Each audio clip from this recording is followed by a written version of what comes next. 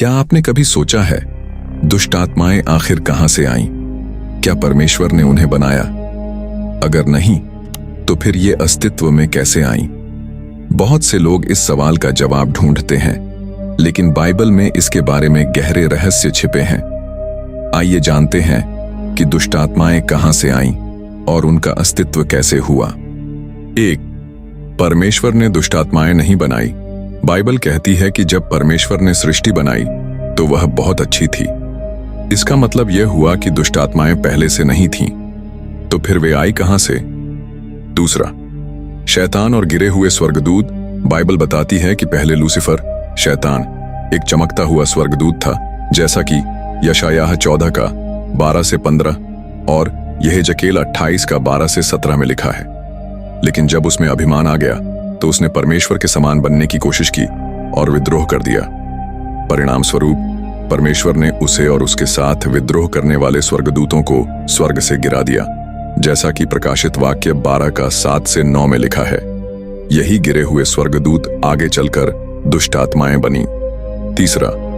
Nephilim और बंधी हुई आत्माएं। उत्पत्ति 6 का 1 से 4 में बताया गया है कि कुछ स्वर्गदूतों ने मनुष्यों की बेटियों से संबंध बनाए, जिससे नेफिलीम, विशालकाय लोग उत्पन्न हुए। यह एक बड़ा पाप था, इसीलिए परमेश्वर ने उन स्वर्गदूतों को बंधन में डाल दिया, जैसा कि यहूदा 1 का 6 में और दूसरा पतरस 2 के 4 में लिखा है। लेकिन सभी गिरे हुए स्वर्गदूतों को नहीं बांधा गया। जो बंधे नहीं गए वे आज भी शैतान के साथ काम कर रहे हैं और इन्हीं को दुष्ट आत्माएं कहा जाता है। नंबर 4. दुष्ट आत्माएं कहां रहती हैं? बाइबल में दिखाया गया है कि दुष्ट आत्माएं मुख्य रूप से 3 स्थानों पर पाई जाती हैं। पहली, हवा में। इफिसियों 2 का 2 में शैतान को हवा के अधिकार के प्रधान के रूप में बताया गया है। इसका मतलब है कि दुष्ट आत्माएं आत्मिक स्थानों में रहती हैं और लोगों को धोखा देती हैं। दूसरी, पृथ्वी पर रहती है। जब यीशु ने गदरेनी क्षेत्र में से दुष्ट आत्माएं निकाली तो उन्होंने निवेदन किया कि उन्हें किसी शरीर में जाने दिया जाए, जैसा कि मरकुस 5 के 10 से 12 में लिखा है। इससे पता चलता है कि वे शरीर में रहना चाहती हैं। नंबर 3, कुछ दुष्ट आत्माएं अधोलोक में हैं। कुछ दुष्ट आत्माओं को परमेश्वर ने अंधकारमय स्थान में बांध रखा है, जैसा कि 2 पतरस 2 के 4 में लिखा है।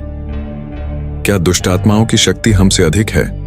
हाँ, अगर कोई व्यक्ति यीशु मसीह में नहीं है तो दुष्ट आत्माएं उसे बहका सकती हैं, बीमार कर सकती हैं और नियंत्रित भी कर सकती हैं।